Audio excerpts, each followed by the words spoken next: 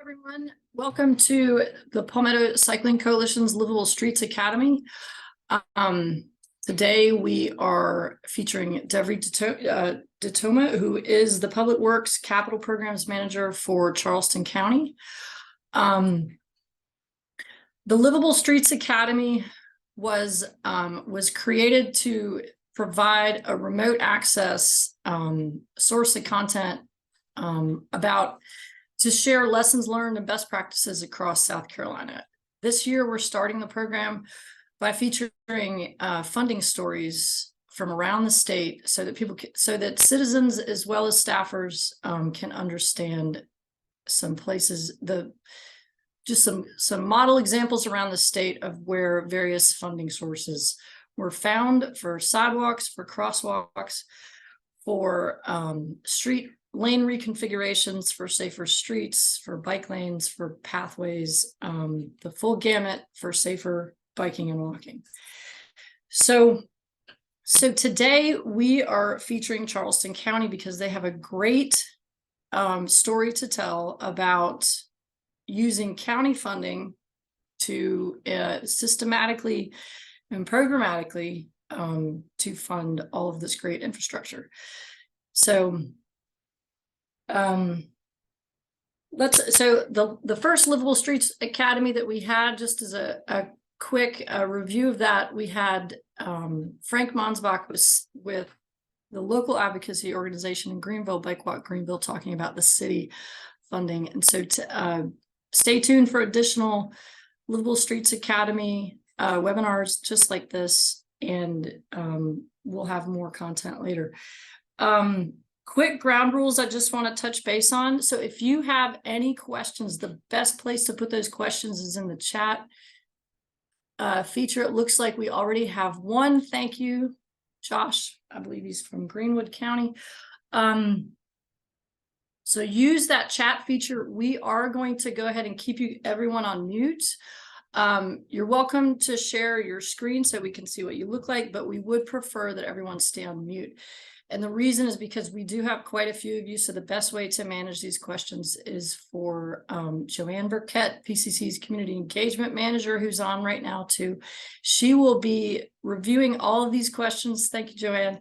She is reviewing all of these questions, and she will make sure that we touch on everyone's question and keeping that organized. So thank you for attending. We have a good showing, which is great. At the end, also, if you have any recommendations on how we can do a better job next time, please feel free to email me. Okay, we're going to go ahead and open up the floor to Devri, but first I'm going to share her PowerPoint. Hey, and just so you know, my camera on my computer is not working, so I'll just talk through the slides if that works. No problem. That's okay.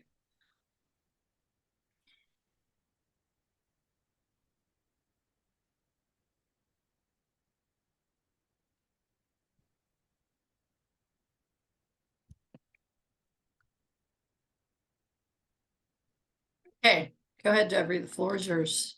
Okay, let's go to the next slide. Okay, so we have a couple of funding sources. We have our first half-cent sales tax, which is still in effect, believe it or not.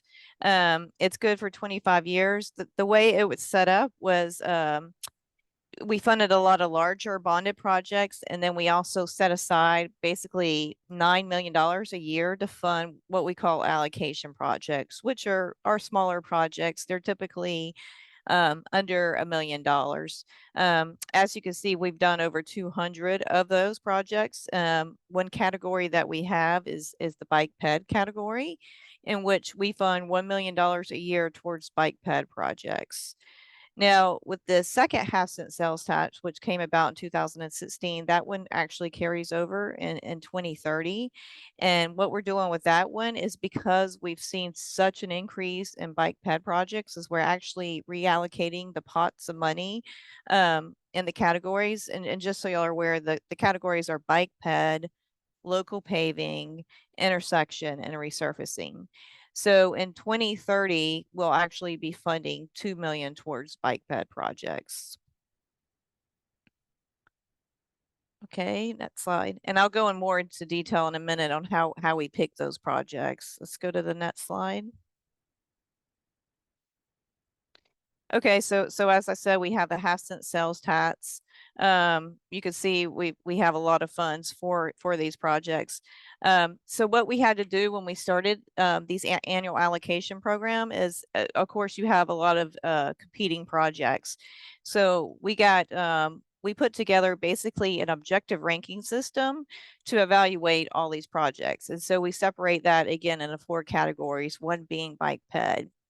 So when we fund bike ped projects, we typically ask all the municipalities, the DOT, the COG, we send out a letter to all of them asking them for what projects they would like for us to evaluate for funding. And we get those once a year, and we send our engineers out to basically do a feasibility study to look at, is it feasible? Are there wetlands? Are there grand trees? How much is this project going to cost? So once we get that information, we basically have all our engineers put together a cost estimate for each requested project. And I believe just this year we got about 50 requested bike ped projects. Obviously, we're not going to be able to fund 50 projects, so we have to see which ones rank the best. So we do a cost estimate, and then once we do that cost estimate, we spit it into basically a cost to benefit ratio spreadsheet, which was approved by council. And things that we look at are the project benefits. So we look, is this gap construction? Is it filling in gaps of sidewalk? Is it new construction? Or is there an existing bike ped facility already on the roadway and this is something to make it better? Of course, the gap construction scores the best because it's filling in missing pieces of something that's already there. We also look at safety. So we look at how many pedestrian accidents are there, how many car accidents are there, how dangerous is it? And we take that into consideration and we spit a ranking on that as well. Then we also look at the road type. A major road would score higher than a neighborhood street for sidewalks or a bike ped lane. We look at, are there schools in the limits? If there's schools in the limits, it scores much higher than if there was no schools. Are there public parks that people are biking or walking to in the area? We look at that.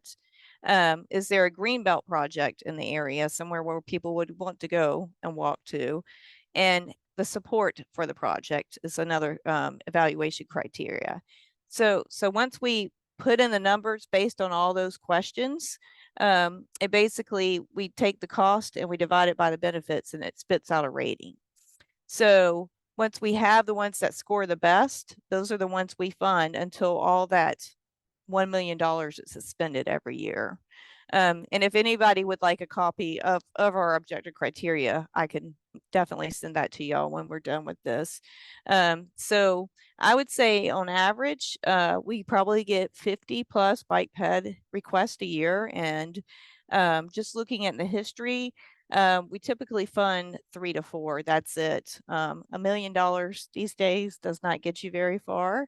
But it has been very successful. And I will tell you, currently right now we have about 25 bike ped projects that we're working on that have been funded either through the sales tax program or the CTC. Now with the CTC, it's a little bit different. There are 9 folks that are appointed by legislation delegation, and we have a CTC plan in which we ask all the municipalities to send in a request and to prioritize what their number 1 request is. So typically for the CTC funds, which is the gas tax funds, we try to fund everybody's number 1 priority, give everyone a piece of the pie. Now, if they're asking for a $5 million project, it's not going to get funded. We only have 2 to 3 million a year to fund towards projects. So typically you see projects that cost 200 to 300,000 a year get funded. And unless that municipality acknowledges this is going to be a multi-year funding and we're not going to get any new projects for a very long time. So with that being said, $1 million in allocation, even 2 million that will occur in 2030, and the CTC only being 2 to 3 million, that's not a lot of money. So one thing we have been quite successful in doing is getting funds for these perhaps design and then leveraging that that money, because you usually have to have like a 20% match for federal funds. So we'll often fund a design and use what we funded towards that design to say, hey, we put 20% towards this project. We have design plans already for these projects, which really helps you when you apply for a grant. If they've seen you've done a lot of work already, they're a lot more willing to give you funds to move the project forward. So we've been very successful in doing that. Some of those projects would be like Camp Road Sidewalk, which is a road on James Island. It has a middle school on it, and it also connects to the James Island County Park and the senior center. So we're doing a hybrid of sidewalk and a multi-use path for that project. And it's over a $2 million project, and it was a CTC project. So we only committed 200,000, and we got this $2 million project built through it. Another one, a large one we have right now is Maybank Complete Streets, in which we're funding a sidewalk along Woodland Shores, and we're trying to get as much as we can of a multi-use path along Maybank, which again is a $2 million project as well, and also putting a mid-block crossing. So that is one thing we're quite successful in doing is funding a little piece and using that money to get larger pots of money. We also have our large projects that we funded that were put out in the 2016 referendum as projects that may be funded. And with all these projects that are like widened roads or anything, we have taken the stance that we must accommodate all modes of transportation. So for example, we have a 17 in Maine project right now in which we are funding a pedestrian bridge be built from Johns Island to Charleston. It's a $60 million bike ped bridge that will be built as part of that project. So these larger projects, we are using them and making sure that we accommodate all modes of transportation. Another thing we're doing, which isn't Public Works Department or Planning Department, whenever they do these overlays on roads, they put it on the developer to fund the sidewalk or the multi-use path. So that's another way. And I will say they get a lot of pushback on that, because if you're asked to put a sidewalk in front of your building and there's no connecting sidewalks, oftentimes what you'll see is that developer will go to a council meeting and say, why are you making me put a sidewalk here? There's no connecting sidewalks. But that is one way to ultimately get sidewalks everywhere. And hopefully, that will stick and we won't see council say, you're right, that doesn't make sense as much. We also see that in our encroachment permits when we review them. We'll ask for the developer to put a sidewalk in. And oftentimes the DOT will say, well, this doesn't connect to other sidewalks, so we're not going to we're not going to maintain it. Y'all will have to take jurisdiction. So that's one thing that we're struggling with right now, but we are getting through it as best as we can. And I will say Charleston County has taken a lot of maintenance over in situations like that. All right, let's go to the next slide. Okay, as I said, with the first half cent sales tax, and which we're currently working on, through 2029, 2030, we're only getting 1 million towards bike peds currently. And as I said, we are leveraging that money for federal funds, but typically it's an average of 2 to 3 sidewalk projects a year. And again, the larger projects we do have, another larger one we have is the Folly Road bike ped project, which was one of the featured projects. So between the featured projects and this and the CTC, that's what we do. So leveraging the money is the best thing you could do for larger projects. Okay, next slide. Is there another slide? I think there's one more that looks similar to this. It says second. Yeah, it's coming. Okay. I think Okay. my computer's got a lag time. Hold on. There we go. Okay. Okay, so as you can see, because we hear more and more about bike ped projects, we plan to up that an additional $1 million starting in 2030. And we're going to actually decrease the intersection improvements, which I can tell you I'm hearing, even with intersection improvements, we're hearing $1 million isn't much. All you can do is build like turn lanes, and we're getting a lot of vocal support for roundabouts, which are roughly, I'd say on average, 5 million a year. So being able to fund these bike ped projects and intersection projects is becoming more and more impossible. And I don't know if anyone's heard, but it sounds like we're going to go for a third half-cent sales tax, and council is supposed to do a final approval tonight for staff to start talking about it and coming up with something. And one thing I would like to advocate for, not saying it'll happen, is but definitely increase the pots of money for both bike ped and intersection. One thing that I would like to be able to do is take this bike ped and maybe have a category for under $1 million, and then have an evaluation criteria for bike ped projects that are 2 to 3 million a year. That would be the goal. Now, will that happen? I don't know, but that's certainly something staff is talking about because of all the requests we get. Another thing I'll mention is with the CTC funds, we can't, Charleston CTC does not allow you to purchase right away with your funds. So oftentimes we're challenged in staying within the right of way. And as y'all know, there's ditches usually in the right of way. So when you add pipe and your pipe and ditches, especially in the low country, sometimes it's impossible to make the drainage work. And sometimes the price just drives it where it's not feasible. So those are things that we struggle with. We have to ask people to donate the right of way to make these projects feasible.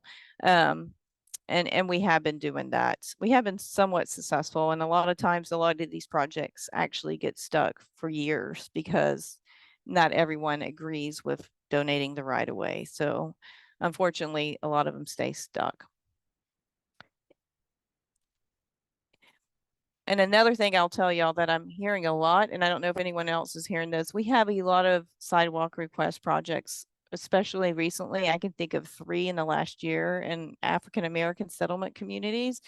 They're coming out, they're being vocal. They're saying, they like to walk to, their neighbor's house. They're feeling left out. And that's something that I'm hearing more and more about. So is that something that we could consider in our objective criteria moving forward too? I don't know if it is, but it's definitely something that I'm seeing more and more of. And that is all I had, and I'll be more than happy to take any questions. Hey, great. Thank you, Devri. We did have a couple questions in the chat. Does Charleston County have a complete streets policy? I know you mentioned you're taking those into consideration, all those, and by that I mean all road users, but is there a policy? There is not a policy. I will say most of Charleston County is actually in the city of Charleston, or it's in the DOT right away. So that is why there are some small neighborhood roads, but if you were to look in a map of Charleston County, you would see that most of Charleston County is in the jurisdiction limits of a town or a city. So we usually go by whatever their policies are. Now, there are some situations where we can't meet like DOT's complete street policy. And I'll give you an example. We have one project right now that's the Central Park Riverland Drive project. It is basically near impossible to meet the complete street policy without taking a lot of people's lands. Their right away, and a lot of property owners have been very vocal on that road about their property rights. So in that situation, we're basically having to do as best as we can to get, something safe for people to travel on. So oftentimes that will be splitting a sidewalk around a grand tree, because it's also a scenic highway. So you're not going to be able to take down any grand trees. So a lot of times we have to get creative in what we do to be able to make these projects happen. And in those situations, we will have to maintain the sidewalk, the multi-use path, because it doesn't meet their policy. Got it.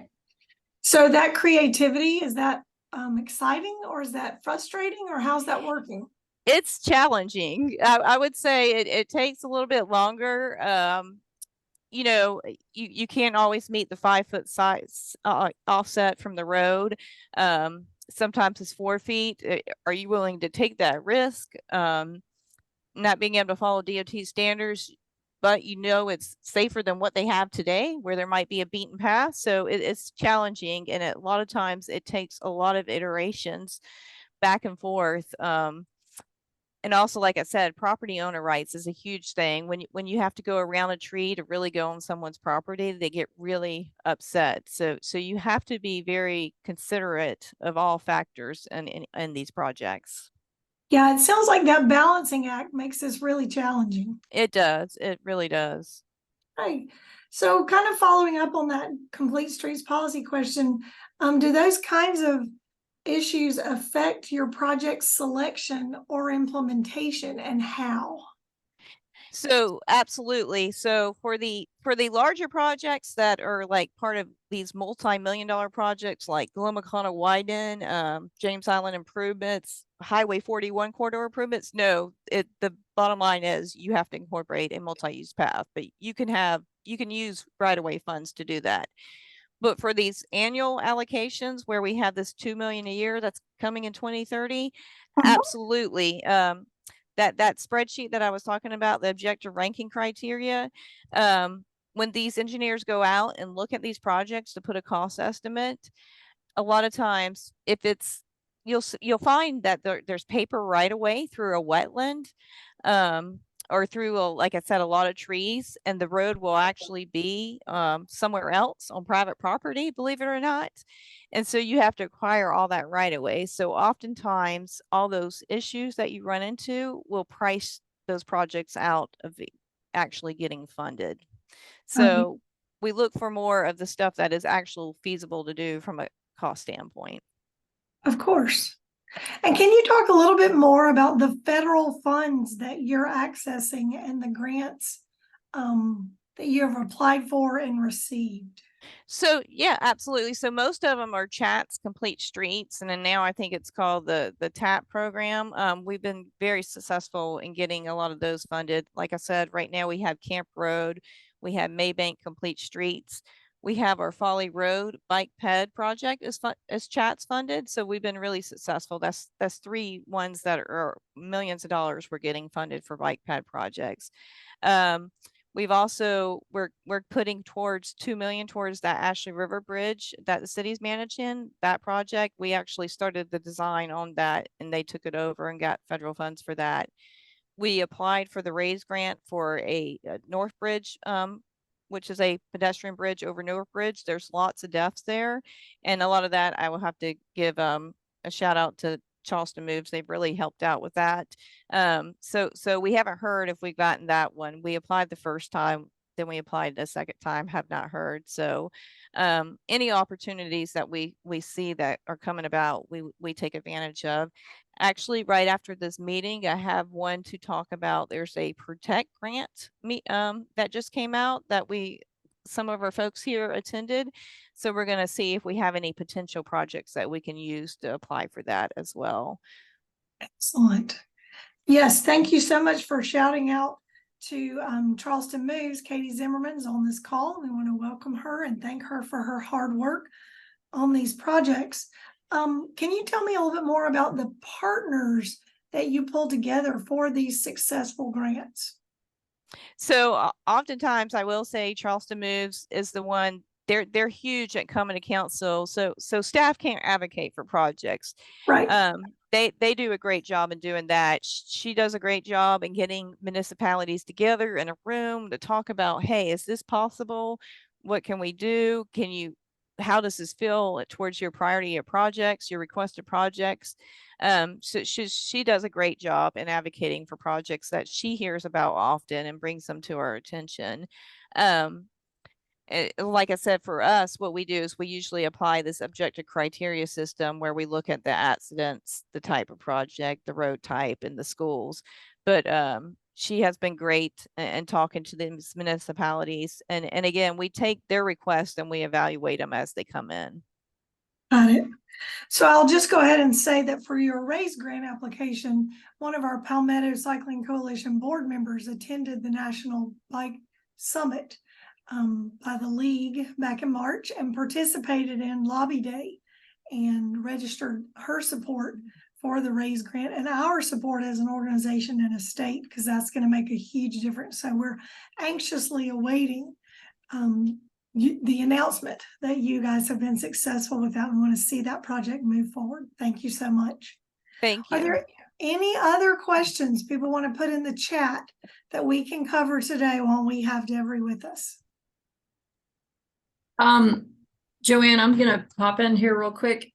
One clarifying question that I have for you, Devri. You mentioned that the penny tax and the CTC both had some annual allocations outside of the featured projects in that penny list, but the prioritization criteria that you have, that kind of systemic process where you pull things through a ranking system and you look at the cost benefit, is that applied to both the CTC pot of money from the state gas tax and the penny annual allocation available, or is that ranking system only for one of those two pots? So this ranking system is only for the half-cent sales tax. The Okay. CTC is set up a different way. I wish it was like this, because that would be great, because then you have an allocated amount towards each category, but it's based on the municipality's priorities. And again, if they're asking for a $10 million project, or if they're asking for a project where we see that it's going to require you purchase right away, in which we can't, then we'll go to their number 2 priority. So there is no categories with the CTC. It's whatever their priority is that is feasible. So that comes from the delegates, the representatives that are governing that CTC pot of money, right? It does. And the good thing about our CTC makeup is we actually have 4 technical people. So we have an engineer from Mount Pleasant there. We have an engineer from Public Works. Actually, our director, Steve Thigpen, is on it. And we're trying to get Robbie Somerville, who is the traffic transportation engineer of the city of Charleston, on it. And then Mike Dalrymple, who is the Public Works director for North Charleston. So that really helps, because they really do understand what's feasible and not. And oftentimes, we'll have folks come out to these meetings and advocate for projects. And it's really good to have folks that really know what's going on in that room to know, hey, this is feasible. It's not. The others are basically elected, appointed officials from the legislation delegation. So when projects are picked, do you think is it right to think that it's sort of a conversation between those staffers you talked about and the elected officials that are governing that CTC money? No, it all happens. So basically we're evaluating right now the allocation, and a month later will be the funding meeting for the CTC. So we'll put all the requested projects in a booklet, and we'll hand it out to them, and we'll tell them, staff will tell them, hey, this is a feasible project. It's not, they don't have to listen to us, but we'll go over the challenges of if anyone's number 1 priority, and tell them you might want to fund their number 2 priority. And they often, they're very understanding, but it is good to have people that have done this understand where you're coming from, rather than, it being whoever yells the loudest if it's not really a feasible project. Great. Jumping in on that feasible project thing just for a second. I know this is mostly about funding today, but you mentioned some concerns about equity that were coming up. And I know that's one of the topics we're going to talk about at our summit next week. Okay. Yeah. Can you just give us a word about how you're factoring in equity to these distributions? Yeah.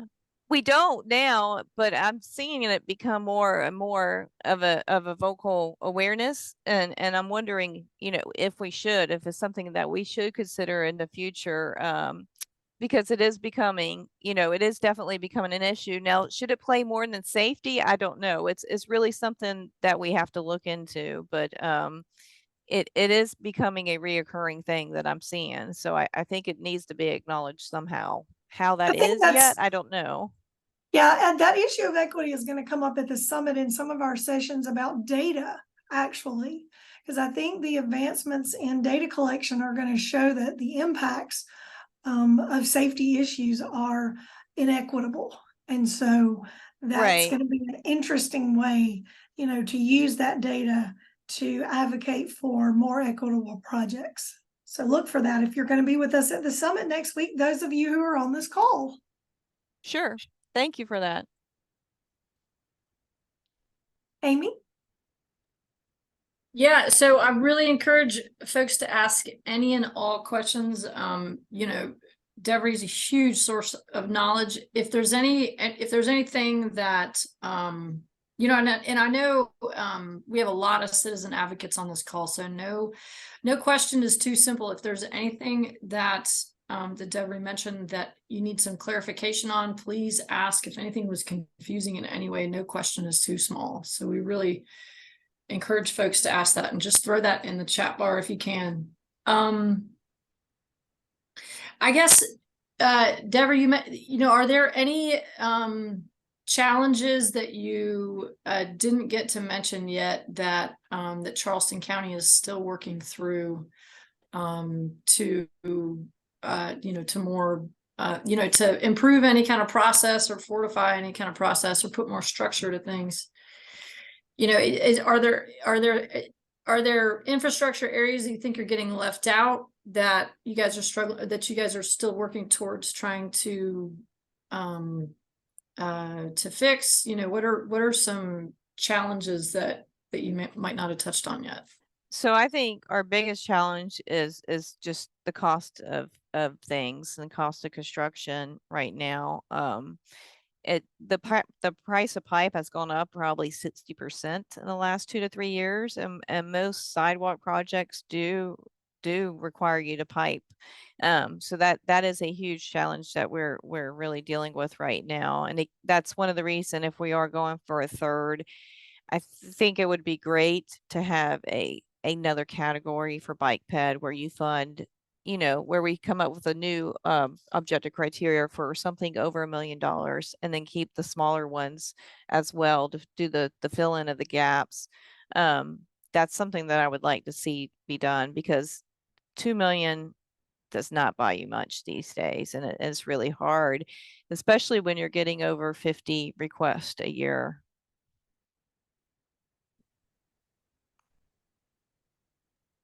That's a really, really good comment. Yeah, just because it's splitting into small and large.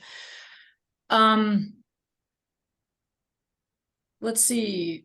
So are there any do you feel like what's the process for working to pool money together or to braid? Different people have different ways of explaining this, but what are some examples of more examples of where you took county money, either from the penny tax or that CTC pot, to match it with either city money or federal grants or another pot of money that came through DOT? Do you have any other successful examples of that? And is it typically a smooth process, or do you have challenges there? Sure. So one, yes, there's always challenges. One would be, again, the Maybank Complete Street Project. It was actually, what it was a design study to do a sidewalk on Woodland Shores. So we were just basically looking at the feasibility of doing a sidewalk along Woodland Shores. Well, while we were looking at that, there was a death, and there's been several deaths a little ways down the road, where there's a lot of bars, there's a lot of restaurants, and there's very little parking along Maybank. And so somebody got killed walking across from one bar to the restaurant where he was parked.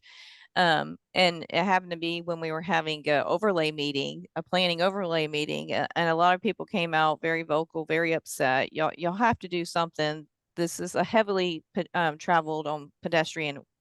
It really is. It's several people cross. So then we funded a mid-block crossing project. So we funded a mid-block crossing project with CTC, and we funded a study on Woodland Shores. And so then we started looking at it. And again, this was with the COG and Charleston Moves, the city, the county, the DOT. One of our state senators got in a room and said, what can we do with this? So we looked at these two projects that were funded, and we saw that that would be enough to actually connect the two and actually do a multi-use path along Maybank. So we actually took two CTC funded projects to make that 20% match happen, to get the whole thing funded. So that is what I would consider a success, is just getting really creative when you're looking into these things. If you have two nearby projects, can you tie them in to leverage money for federal funds? I will say with federal funds, from my experience, if you're not going to get at least $1 million, is probably not worth it, because it's a lot of paperwork and a lot of paperwork to do, and the administrative time that you spend on it is oftentimes not worth it. So you definitely want to go for these $1 million projects if it has federal funds tied to it.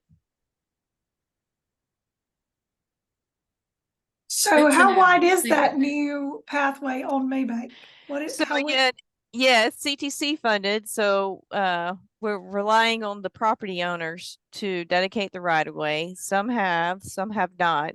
So that's a situation in where we have to do the best we can, which would be anywhere from, I would say 6 to 10 feet, depending on what property owners will work with us. got it. Thanks. Devri, I have another clarifying question. Of your CTC pool of money, that state gas tax money again, is it, I'm trying to figure out if I read this right in your slide. Is it 20% of those funds that can be available for the representatives to use for bike and ped? Is it that much, or is it because I saw that 80% was for resurfacing projects only, right? So is it actually 20%, or is it more than that? So it's typically, I'm sure y'all know the roads in South Carolina aren't the best. I will say anywhere from 50 to 80% goes towards pavement management, which is resurfacing. And about 5 to 10% for contingency. We upped it to 10 during COVID. We'll probably go back down to 5. The rest is for new projects. So new projects can be intersection, they can be bike ped, they can be local paving, whatever the municipality's #1 priority is. So it ranges on average $2 to $3 million a year. And another key factor is at least a percentage. I believe it's 30% now. 33% has to be spent on the state road system, which most of the roads around Charleston County are actually owned by the state.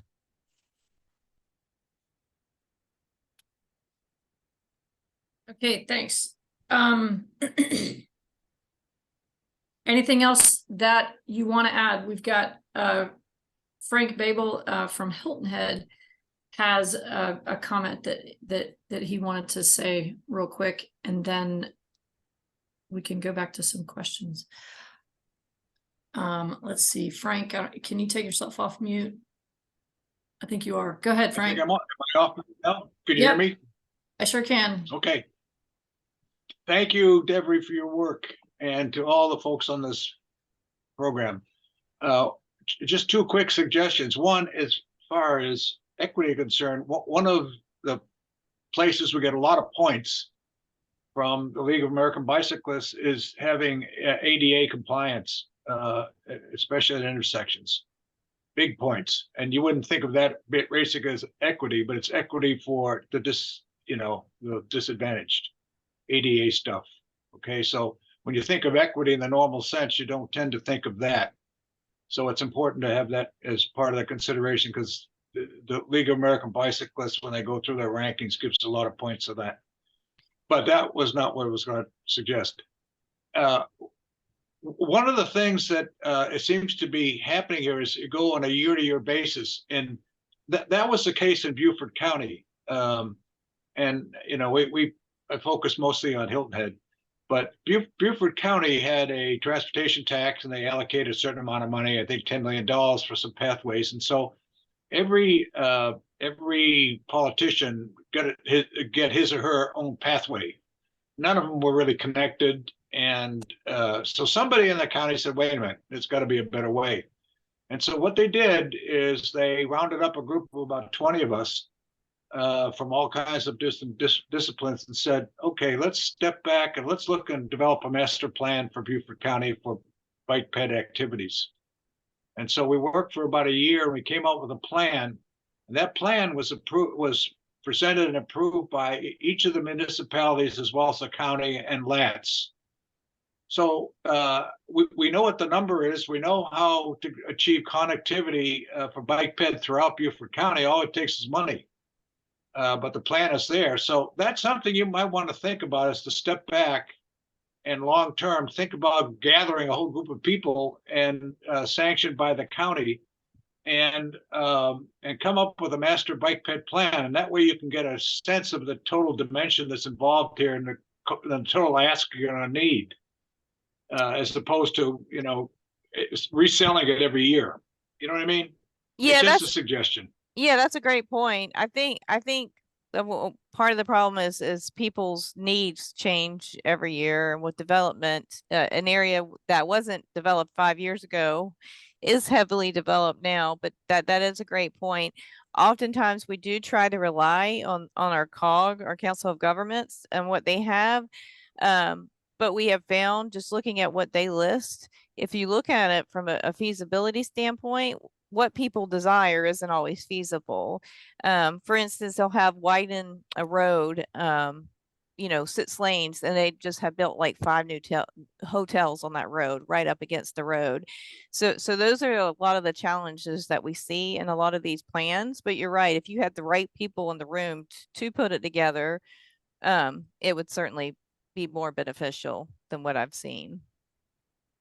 Well, one reaction to that is that instead of trying to solve world peace with roads and pathways, maybe, or bike ped, maybe you just focus on bike ped and do a master plan for bike ped, and, you know, get more control over the scope of the whole deal. Yes. Just a thought. And also I will say, with a lot of these bike ped projects, we fund a lot of the 700 crosswalks initiative. That's a great funding source to address the ADA compliant that you were talking about. And that is a little bit of equity. It's usually in areas where there's a lot of foot traffic, and the DOT oftentimes will request 5 or 6 intersections from their 700 crosswalk initiative. Devri, can you tell us how that 700 crosswalks initiative is funded? I think I'm a little unclear on that. So most of it's funded by the DOT, and you can actually Google it. So they've identified 700 intersections in the state that are really deadly, that need improvements for like more robust crossings. They need ped crossings. So they fund a lot, and they also actually ask us to fund a lot every year. Good. That's really great to know. I think I had the wrong impression. I thought that was a local program only. So that's a state thing. That's a DOT thing. Yes, 700 crosswalk. So across the state, that is great to know.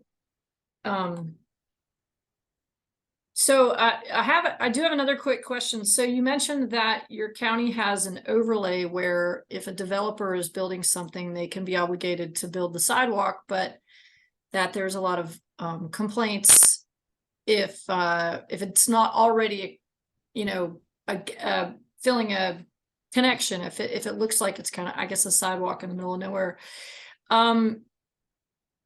Is there enough pushback from developers that they get variances and don't have to build that all the time, or is that consistently upheld so that ultimately those connections get made and turned into whole sidewalks? So again, this is our planning department, but I've seen it over and over and over. They tried to uphold it, but I have seen a property owner or developer go to a county council meeting and say, this makes no sense. I can't open my store if I got to do this. We actually have an encroachment permit that we're reviewing right now, in which we're asking for them to put a sidewalk. And they're basically saying if we put the sidewalk in, then we have to take the live oaks down. So which is it? And if we have to build a sidewalk and keep the live oaks, then we don't have enough parking spaces to build what we need to build. So those are the situations where you'll see that person will go to a council meeting and show, hey, this is really hindering my development. I can't even get it permitted if you're requiring me to build this sidewalk that doesn't connect to anything. And unfortunately, a lot of times, not a lot of times, but it does happen where they'll say, okay, you're right, we're not going to make you put in the sidewalk.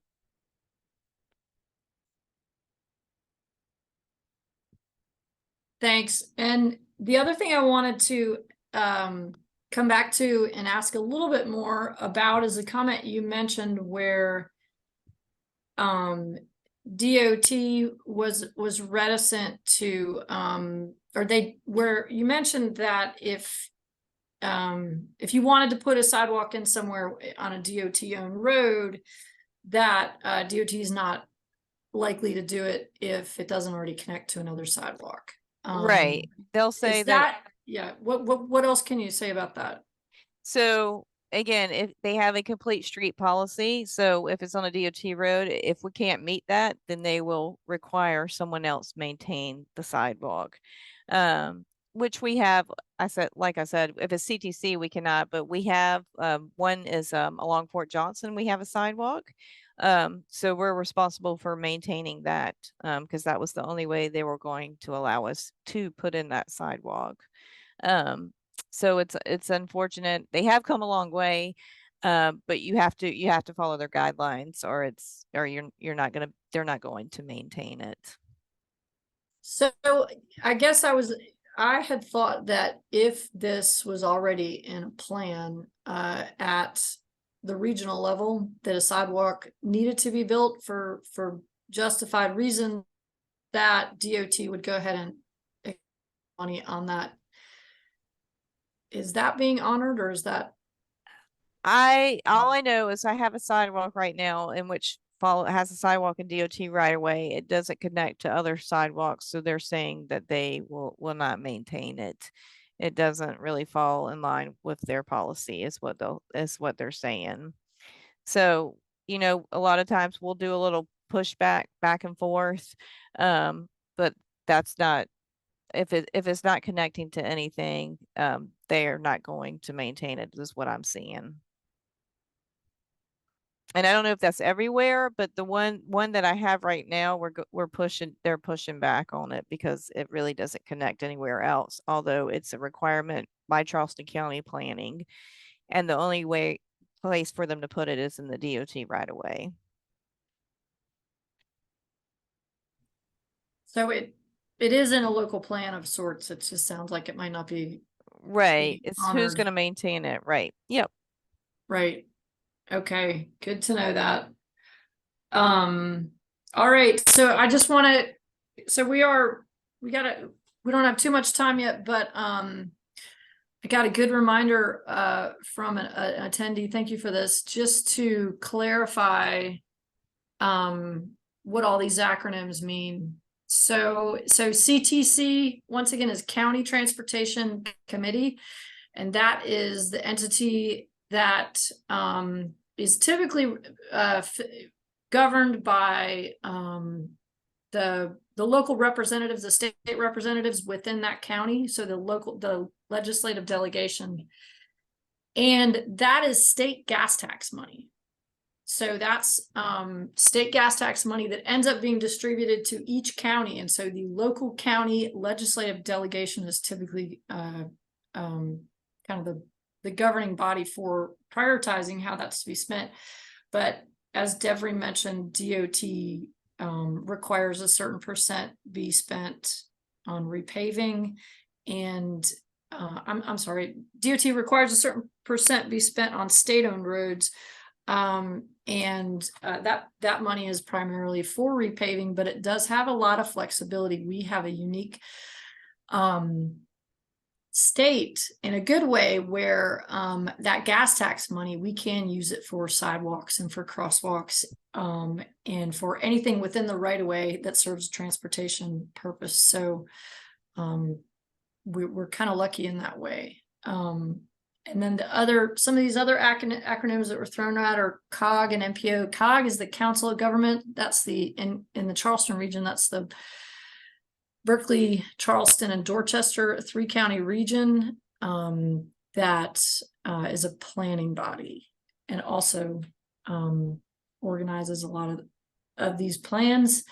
And the MPO is the more densely populated area within that 3-county region surrounding Charleston County, and where there's over 200,000 people. So that's what those mean. Any other questions about an acronym or something that we may have talked about? So Devri was talking about 2 funding pots. That first one I just mentioned, the County Transportation Committee, that's for state gas tax. The second pot she was talking about is the penny sales tax, which they have 2 of those passed, and it sounds like they're working on a third. That is percent of tax that is applied to everything purchased, so sales tax. So that is a large pot of money for counties that vote in a referendum to levy that tax on citizens through the purchase of goods. So just some clarification for folks. Any other questions? Devri, we just really appreciate your time and your expertise here. I know you've got a full day, so we don't want to take any more time than we need to. Thank you. Any other question that didn't get answered?